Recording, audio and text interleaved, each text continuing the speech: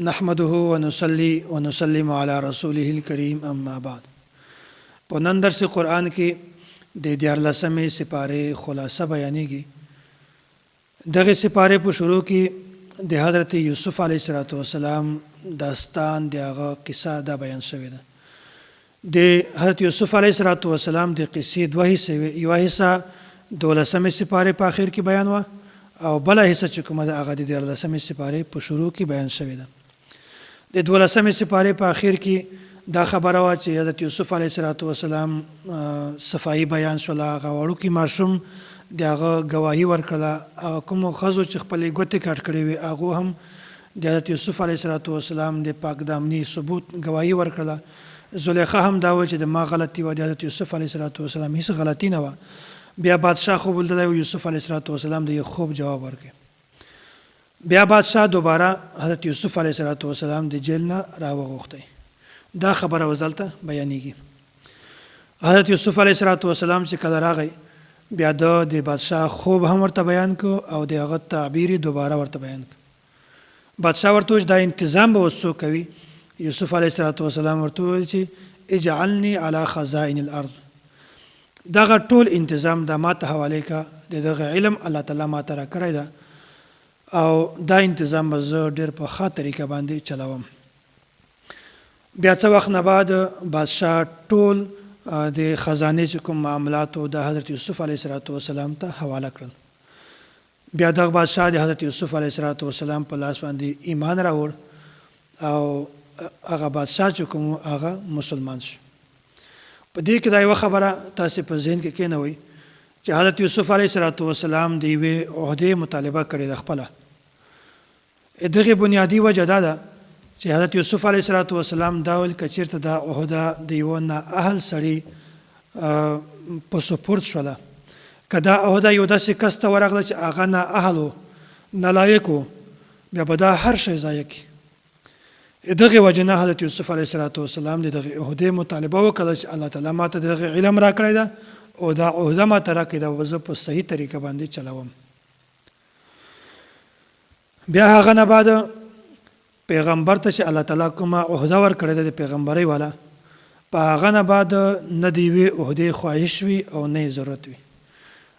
یوسف علیه السلام ته د عهدې خواهش نه و، نه یې ضرورت و، خو صرف د دغې مجبورۍ د وجې نه دغه مطالبه وکړه چې داسې نه وي چې دغه یو داسې کس ته هغه عهده ورکړي چې هغه بلکل نااهل وي. بیا الله تعالی دا خبره بیان کړې ده، وایي کله چې د حضرت یوسف علیه السلام وروڼه دغه حضرت یوسف علیه السلام ته راغلل، بیا هلته دا ترتیب یې جوړ کړی و چې د دغې غلې نه دا کومه خزانه ده د قحصالۍ وخت ته، په هغه وخت کې به هر یو انسان ته خپله یوه حصه ورکېږي د غلې نه. بیا په دغه وخت کې د حضرت یوسف علیه السلام وروڼه دا هم راغلل او دوی ته یې خپله غله ورکړله.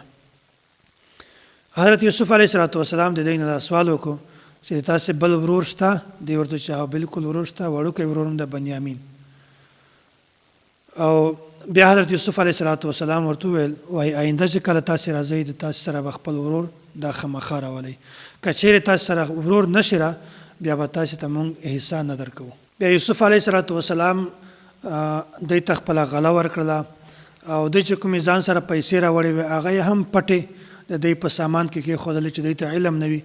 بیا چې کله د دوی قافله واپس شوله او ځای ته ورسېده هغه دوی خپل سامان کولاو کو، په هغه کې دوی پیسې هم او غله هم پوره ورته میلاو شوې وه. دوی بیا دا پلار ته وویل چې دا خو ډېر نیک بادشاه ده، موږ ته یې پیسې هم واپس راکړلې او غله یې هم راکړله. خو دوی پلار ته دا مطالبه وکړله چې د بادشاه دا ویلي دی چې بل ورته چې تاسې کله راځئ بیا به خپل ځان سره خپل وړوکی ورور دا هم راولئ. بهرحال دوی ډېره زیاته عاجزي ورته وکړه یعقوب علیه السلام ته. یعقوب علیه السلام ته مخکې هم یوه جټکه ورسېدلې وه د حضرت یوسف علیه السلام باره کې. ده ورته وویل چې در سره لږم یې، خو په یوه شرط باندې چې تاسې د ما سره پوخ عهد وکړئ چې موږ بیا حضرت دا بنیامین چې کومه ده موږ بیا دوباره ځان سره واپس راوړو. دوی عهد ورسره وکړو چې موږ به دا د ځان سره واپس راوړو، دته به هېڅ تکلیف نه وي. بیا دوی حضرت دا بنیامین چې کوم دغه د ځان سره یوړ. یعقوب علیه السلام د یو تدبیر ورته وکړو، دغه نصیحت ورته وکړو چې کله هم تاسې مصر ته داخلیږئ بیا تاسې په یوه ځای باندې په یوه دروازه باندې مه ننوځئ، بلکې په ځان ته دروازه باندې ننوځئ. د دغې بنیادي حکمت دا و چې یعقوب علیه السلام زمن چې کوم هغه د قد نه ډېر چږ و او ډېر حسین و ښکلي و، د دې وجې نه ورته وویل داسې نه وي چې چا نظر در باندې ولګي، باقي نفع رسول نقصان رسول دا خو د الله تعالی کار ده، خو بهرحال تدبیر اختیارول احتیاط کول دا خامخا ضروري دي.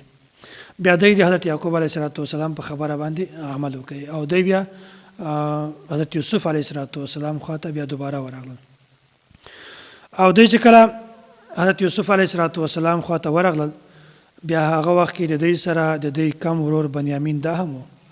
یوسف علیه السلام هغه ته خاص مقام خاص ځای ورکوي او ورته وویل چې دوی کومې خبرې کوي په هغه باندې پریشانه کېږه ما، او دا ورته چې زه د تا ورور یوسف علیه السلام یم. بیا داسې وشول چې دوی ته کله خپله غله ورکوله بیا یوسف علیه السلام د خپل ورور د پاته کولو دپاره یو تدبیر اختیار کړ. تدبیر دا و چې هغه غله چې هغه باندې هغه خلکو ته ورکوله، هغې د ناب کولو د وزن کولو پیمانه چې کومه وه لوښی، هغه لوښی د حضرت یوسف علیه السلام په حکم سره دوی د حکومت والو خلکو د بنیامین په سامان کې کېښوده او بیا چې کله دوی روانېدل بیا په دغه کې د حکومت یو کس اعلان وکړو چې موږ د وزن والا پیمانه ورکه شوې ده، تاسې غله یې. دوی ورته چې موږ غله نه یو، موږ غلا نه ده کړې. بهرحال بیا ورته وویل چې که چېرته په چا پورې غلا ونیول شوې د کومه سزا وي، دوی ورته وویل دغه سزا وي چې هغه کس به دلته د بادشاه سره پاتې کېږي او یک شریعت کې و دغه طریقه چې کوم یو کس پورې به غلا ونیول شو هغه به د بادشاه سره پاتې کېده. بیا بهرحال اول دوی د تلاشي شروع کړله، اول د نورو ورونو تلاشي وکړه، اخر کې د بنیامین تلاشي وکړه، د هغه په سامان کې دغه پیمانه میندله. بیا دوی ورته وویل دا خو مونږ غله نه یو، دا خو ده غلا کړې ده. بهرحال بادشاه بنیامین د ځان سره کېناوه. دوی واپس راغلل یعقوب علیه السلام ته او ډېر سخت هغه کوه. اول خو دوی بادشاه ته سوال کوه چې دا بنیامین ځان سره مه کېنوه، مونږ کې یو کس ته ځان ته خوښ کړه چې مونږ کې هر یو کس وي هغه به دلته ایثار شي، خو مونږ د پلار سره وعده کړې ده، عهد عمر سره کړی ده چې بنیامین به مونږ تا ته واپس راوړو. بادشاه ورته وویل یوسف علیه السلام دا څرنګه کېدلی شي، جرم یې وکړی ده او د هغه په بدله کې زه بل کس کېنوم. بهرحال دوی ورته چې مونږ پلار کمزوری ده، ضعیف ده، ړوند ده، هغه سره مونږ دا ټولې معاهدې کړې دي. خو کله چې دوی کله مایوسه شول چې بادشاه بنیامین د مونږ سره نه لیږي، بیا داسې و چې د دوی کوم وروڼه و په هغه وروڼو کې مشر ورور یهوده دغه دا ورته و چې زه خو تاسو سره واپس نه ځم ځکه چې مونږ پلار ته مخکې هم تکلیف ورسولی ده او اوس هم بیا بنیامین باره کې مونږ عهد ورسره کړی ده، د یو خلاف ورزي بیا اوس وکړله. خو بهرحال چې کله تاسې ولاړ شئ بیا که یعقوب علیه السلام خبره نه منله بیا داسې ورته ووایي چې د تا زوی بنیامین غلا کړې وه که نه د قافلې د ول نه تپوس وکړي. بیا دا قافله چې کله ولاړله هغه ته حضرت یعقوب علیه السلام خواته بیا داسې وشول چې یعقوب علیه السلام ته د پوره کیسه بیان کړله. یعقوب علیه السلام هغه جواب ورکړ چې کوم د حضرت یوسف علیه السلام په وخت کې ورکړی و. ورته وویل چې زه به صرف صبر کوم، د الله تعالی نه غواړم انشاءالله دوی دواړه به بیا ما ته واپس راځي. او بیا داسې وشول چې کله دوم نمبر باندې دوی بیا د حضرت یوسف علیه السلام خواته راغلل، خپله غله یې وړله. بیا په یو صورت کې د یعقوب علیه السلام زمن ورته وویل چې د مونږ سره خو پیسې کمې دي، په مونږ باندې مصیبت راغلی او پیسې را سره نشته، خو مونږ ته غله پوره راکړه. بیا داسې یوسف علیه السلام ورته وویل وایي صحیح ده غله پوره در کوم، خو تاسې د حضرت یوسف او د بنیامین سره تاسې کومه معامله کړې وه، دا خبره موږ ته راوښوئ چې داسې د حضرت یوسف او د بنیامین سره کومه معامله دا کړې وه. بیا دوی حیران شول چې بادشاه ته څرنګه د خبرې علم ده د یوسف علیه السلام د واقع. بهرحال دوی ورته وویل چې ته یوسف یې؟ دوی ورته چې زه بالکل یوسف یم او دا د ما سره چې کوم ناسته د ما ورور ده بنیامین. بیا یوسف علیه السلام ورته وویل دوی په هغه ځای کې معذرت ځینې وغوښته، معافي وغوښتله. یوسف علیه السلام ورته وویل لا تثریب علیکم اليوم، په تاسې باندې نن هېڅ ملامت نشته، تاسې ما معاف کړي. بیا داسې په دغه وخت کې دا ټول داستان دا واقعه دا ورته بیان کړله او په دې ځای کې یوسف علیه السلام دی چې کله واپس تلل بیا یوسف علیه السلام خپل قمیص ورکړ او ورته وویل چې دا به قمیص تر سره یوسئ او د تاسې پلار چې کومه ده په هغه باندې هغه په سترګو به یې واچوئ د هغه سترګې به د هغه بینایي به واپس راشي. دا د یوسف علیه السلام یوه معجزه وه. دی چې کله د دغه ځای نه قافله ووتله بیا په هغه ځای کې چې یعقوب علیه السلام سره کوم کسان ناست بیا دوی وویل چې نن ماته د یوسف علیه السلام خوشبو محسوسېږي. بهرحال چې دی کله راغلل هغه کمیس یې د یعقوب علیه السلام په سترګو باندې واچوه هغه بینایي واپس راغله او ورته وویل چې دغه د مونږ ورور یوسف علیه السلام په مصر کې بادشاهي منصب دی ورکړی ده بادشاه ده او دا غله مونږ ته یې غره کوله هغه دا راته ویلي دي چې تاسې بل ورته راځئ بیا به خپل مور پلار او اهل او عیال دا څومره خاندان ول چې دا به ټول د ځان سره راولئ. بیا داسې وشول چې هغه ټول خاندان دی د ځان سره بوتو او مصر ته ورسېدل. بیا په مصر نه مخکې یوسف علیه السلام دی ته راووتو د خپل مور پلار د ورونو استقبال یې وکړو او دی بیا ټولو سجدې ورته ولګولې. په دې ځای کې یوسف علیه السلام ورته وویل چې دا د ما هغه خوب و چې ما لیدلی و چې ما ته به 11 ستوري یوه لمر سترګه او یوه شپږمژۍ دغه ما ته سجدې لګوي. د خوب تعبیر نن دغه ده.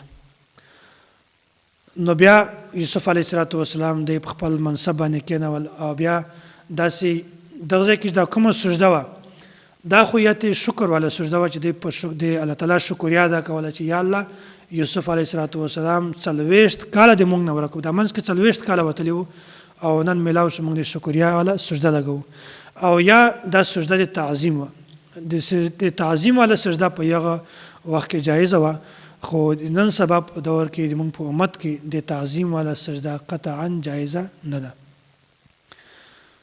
بیا دی دا سجده ورته ولګوله یوسف علیه السلام ته او داسې په دې وخت کې بیا دی ټول مصر ته ولاړل.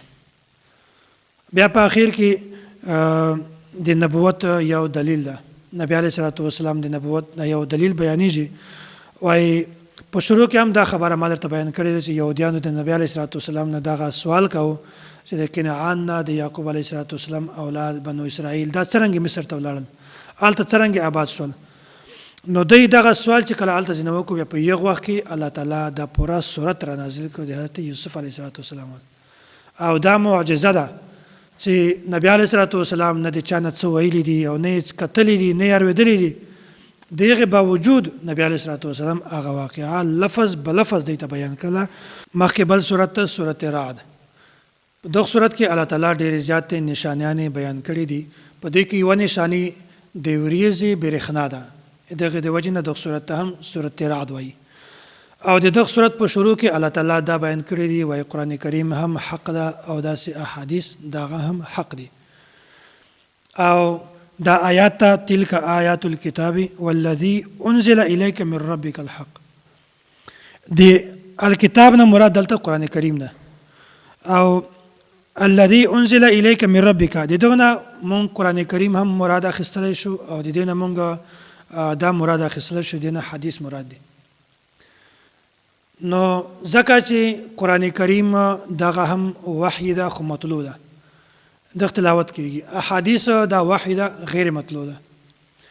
نو لکه څرنګه چې قرآن کریم دغه حق ده د الله تعالی طرف نه وحی ده داسې احادیث هم حق دي. نو لکه څرنګه چې قرآن کریم دا حجت ته او داسې احادیث هم حجت دي خو قرآن کریم د دغه الفاظ او معانی دا دواړه د الله تعالی د طرفه نه دي خو احادیث د دغه معانی د الله تعالی د طرفه نه دي د دغه الفاظ دا د نبی علیه السلام د طرفه نه دي. دغه دا معلومه شوله لکه څرنګه چې قرآن کریم دا حجت ته او حق دا داسې احادیث هم حجت دي او حق دي. بیا مخکې الله تعالی د خپل قدرت دوه نشانې بیانوي. اوله خدا ده چې الله تعالی اسمانونه پیدا کړي دي بغیر به مټې نه د سهارې ضرورت نشته. که مونږ تاسې یو د کوټې چت هم درو د هغه دپاره د سهارې ضرورت شته. بیا الله تعالی لمر سترګه او داسې میاشت دغه قدرت الله تعالی بیان کړی ده چې لمر سترګه او میاشت دا 1 منټ نه مخته کېږي او نه شاته کېږي. خپله چې کومه دایره د دوی ده په هغه کې د نن خپل کار کوي. په خپل ټیم باندې راځي په دانه غوټ ته الله تعالی قدرت څرنګه کېدلی شي. نو دا هم د قدرت دوه نشانې الله تعالی بیان کړي. بیا الله تعالی مخکې دا خبره بیان کړې ده، وایي ما د تاسې دپاره فرشتې مقرر کړي دي چې هغه به د تاسې حفاظت کوي د حادثاتو نه. وایي د دغه دا مطلب نه ده چې هر انسان د هر کار کوي، په هره غلطي ته لګوي، بیا دې هم الله تعالی د حفاظت کوي. نه، وایي داسې ده چې کله انسان د حد نه تجاوز وکړي، بیا په یغ وخت کې فرشتې هم د ده نه لرې شي، بیا الله تعالی په یغ باندې عذاب صورت در نازل کړي. مخکې الله تعالی نبی علیه الصلاة والسلام ته دغه تسلي ورکوي، وایي که چېرته دا کافران د تا خبره نه ومني، بیا ته هېڅ دوی پروا مه کوه، ته د دوی په خبرو باندې مه راځه، ځکه چې نبی علیه الصلاة والسلام الله تعالی زه د تا د رسالت ته زه په خپله او اهل علم چې کوم دي دغه ټول ګواهان دي. مخته بل صورت ته صورت ابراهیم، دغه صورت ته صورت ابراهیم ځکه وایي چې په دغه کې د حضرت ابراهیم علیه الصلاة والسلام قصه بیان شوې ده. او د دغه صورت په شروع کې د قرآن کریم د نازلولو یو حکمت د الله تعالی بیان کړی ده. د الله تعالی په حکم سره نبی علیه الصلاة والسلام د خلک د قرآن کریم په ذریعه سره د تیارې نه راباسي او رڼا ته اچوي. دا د قرآن کریم د نازلولو حکمت ده. یو انسان ګمراوي د قرآن کریم په ذریعه سره نبی علیه الصلاة والسلام او د حدیثو په ذریعه سره نبی علیه الصلاة والسلام هغه راه راست راولي. بیا خلکو به دا سوال کاوه، وایي قرآن کریم دا په عربي ژبه کې ولې را نازل شوی ده؟ وایي که چېرته دا په بله ژبه کې وایي داسې ژبه وایي چې هغه چاته په سمج کې نه ورتله، بیا به د معجزې صفایي او د دغه ظاهري دا به بالکل واضحه وایي، خلکو ته بالکل معلومېدله چې دا چاته په سمج کې نه راځي، ځکه چې دا معجزه ده. الله تعالی بیانوي، وایي کوم قوم چې د کومه ژبه ده هغه قوم ته مونږ پیغمبر د هغه د ژبې ول را لېږلی ده. چې کوم قوم کومه ژبه وایي د هغه قوم ته د هغې د ژبې پیغمبر مونږ را لېږلی ده چې هغې ته خبره بالکل صحیح په سمج کې ورشي. او نبی علیه الصلاة والسلام ته مونږ قرآن کریم په عربي ژبه کې ځکه ورکړی ده چې قریش دا د عربو ژبه وه، عربي ویله، دې د وجې نه مونږ قرآن کریم دا په عربي کې ورکړی ده چې دوی بالکل په خبره باندې صحیح پوه شي. بیا الله تعالی د نعمتو تذکره بیان کړې ده، وایي کوم کس چې په نعمت باندې شکر ادا کړي، الله تعالی د هغه چې کوم نعمتونه دي هغه زیاتوي، یا خو د مقدار په لحاظ سره یا په دې وجه سره چې هغه نعمتونه الله تعالی ضایع کوي نه، بلکې بالکل صحیح موجود وي. او که څوک د نعمتو نه شکري کوي، یا په دنیا کې د هغه نعمتونه یوسي او په آخرت کې انسان ته الله تعالی عذاب ورکوي. بیا الله تعالی دا خبره بیان کړې ده، مثلا کلمة طیبة کشجرة طیبة. دلته کلمه طیبه او کلمه خبیثه دغه مثال الله تعالی بیان کړی ده. کلمه طیبه د دغه نه مراد توحید ده، او د دغه نه مراد ایمان ده، او د کلمه خبیثه دغه نه مراد شرک ده او کفر ده. وایي د کلمه طیبه دغه مثال د یغې ونې غوندې ده چې د یغې ونې په ونه په ځمکه کې بالکل مضبوط وي، او د دې شاخونه بالکل اسمان طرف ته سیخ وي، ښکلي وي، او دغه میوهداره ونه وي. دغه مثال داسې ده لکه خجوره، لکه د خجورې ونه، دغه بالکل سیخه وي، د دغې ولې مضبوطې وي، او د دغه باندې میوه هم وي.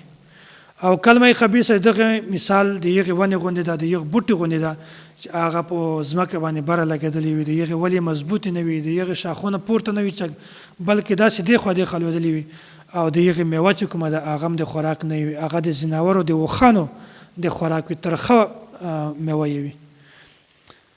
نو دا مثال الله تعالی بیان کړی. دغه تفصیل استاد محترم متکلم اسلام حضرت مولانا محمد الیاس ګومن حفظه الله یغه تفسیر دا دروس القرآن په هغه کې د ټول تفصیل دا بیان شوی ده. بیا حضرت ابراهیم علیه السلام چې کله خپل ښځه حضرت هاجره علیه السلام او خپل بچی حضرت اسماعیل علیه السلام د مکې په صحرا باندې پرېښودل، بیا په هغه وخت کې دا دعا وکړله، رب اجعل هذا البلد آمنا وجنبني وبني ان نعبد الاصنام.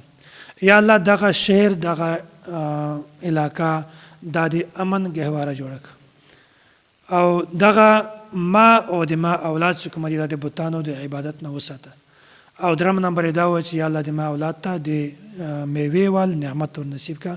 نو نن سبا هم مکه داسې شهر ده چې په هغه کې په ټولو نه زیات امن ده. او دوم نمبر باندې الله تعالی د دې بوتانو د عبادت نه هم وساتل او د الله تعالی د دعا داسې قبوله کړله چې هغه میوه چې بې سیزنه وي بې موسمه وي هغه هم بیا په مکه کې خامخا موجوده وي. نو دغه نه دا معلومه شوله چې خپل اولاد لپاره د رزق د برکت وال او د دوی د صحت لپاره او د اسلام والا دعا غوښتل دا هم غوښتلی شي او دا د پیغمبرانو شیوه ده. او داسې هغه خلک چې هغه ته تعلق والوي د هغو دپاره هم دعا غوښتل دا د پیغمبرانو شیوه ده. الله تعالی دې موږ تاسو ته د دین صحیح سمجھ را نصیب کړي. واخر دعوانا ان الحمد لله رب العالمین.